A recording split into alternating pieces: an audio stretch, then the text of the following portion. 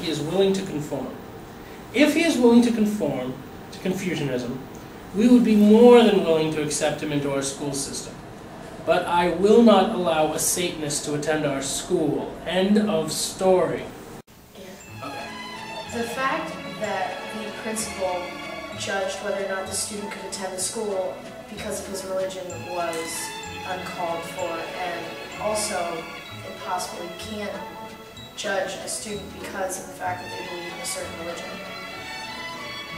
Exactly. Especially when he is straight A's. Even though the school is already an A-rated school, it can never hurt to add, another 4.0 average to of course. the school.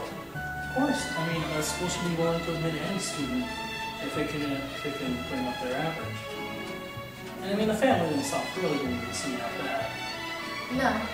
And it wasn't that they were pushing their religion on anyone. It was more of a private matter that they were Satanists, but it wasn't, Clearly, they didn't let their religion affect the way that they presented themselves socially. Or visually. Yes. The way that they carried themselves, the way that they You would dressed. never think they were Satanists. 100%. I agree. And that goes for any religion. You can't just look at someone and assume what religion they are. Very true.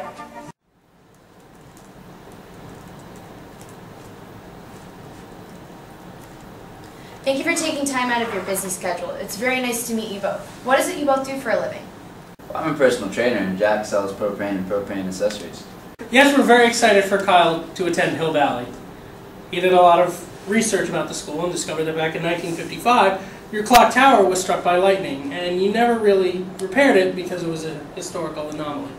Well, the reason that I called you here today is because I am truly looking forward to your son attending our school this semester.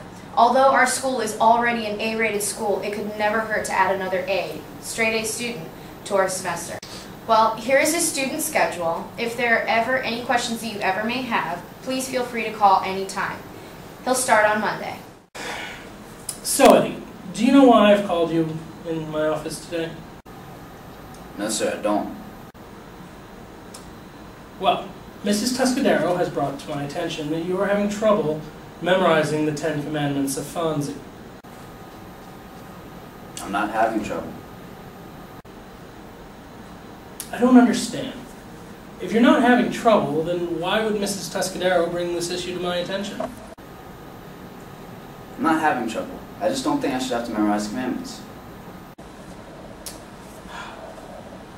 Why is it that you feel you don't need to memorize the commandments? It's required by the curriculum. I don't think it's appropriate to bring the memorization of the 10 Commandments into the classroom. What do you mean? It's the 1950s for Fonzie's sake. We're all civilized people, and I believe that we're entitled to our own opinions. You have no choice. It's required. If you don't finish the required curriculum, you will not graduate.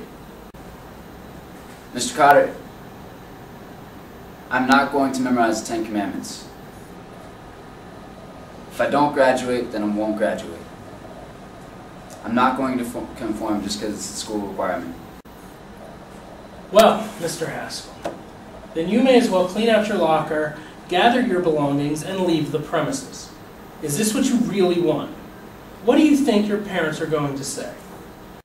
Don't care what anyone thinks or what anyone says. I'm not going to conform to the dominant society. If I have to spend the rest of my life as a mechanic, then so be it. At least I know that I'm right. In this scene, basically the student is making it quite clear that he does not agree with the required curriculum as religion being a required subject. He thinks that it is inappropriate to expect a student to memorize Bible verses when he may not believe in that actual religion.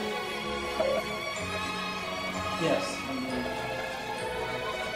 And the fact that the administration is willing to kick him out of the school and basically expel him because he doesn't want to memorize those verses is uncalled for and should not be allowed at all. The moral of this scene basically is the fact that religion, even though it can be taught in school, should not be a required subject. So why have you come to see me today, Mr. Owen? Well, I was in history class today and I made a comment that was closely related to my religion, and Mr. Cotter made fun of me. Just improvise. You need to realize that everyone is not going to be as accepting as others when it comes to religion. But also, you shouldn't worry about what anyone has to say. What you believe is your choice. I just don't understand why. Honestly, don't worry about it. I'll talk to Mr. Cotter today about being more sensitive. Have a great weekend. Thanks, Mr. Rogers. So in the third scene, it's basically making it Really? quite clear Really? that You don't say. Adam, do you know how difficult you're making this for me? This is so hard. That's what she said? What you say? That you only meant well, 'cause you did. What you say? That it's all for the best, 'cause it ain't. Yes, first blooper.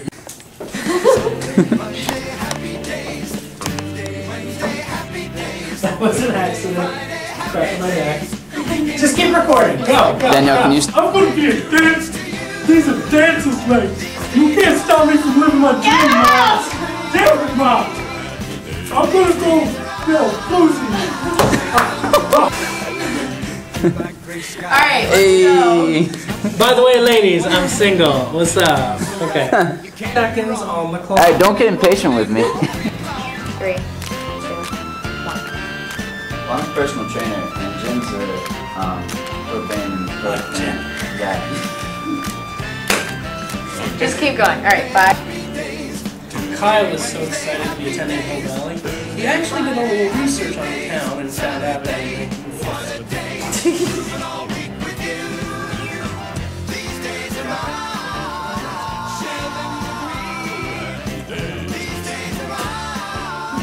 name is Adam. I'm a Capricorn. I enjoy short walks on the beach because, let's face it, I'm not in the best shape. I also enjoy television, movies, other stuff. Oh, Danielle! What's the matter with you? Ruining my shot. I'm trying to get some girls. Is that cool?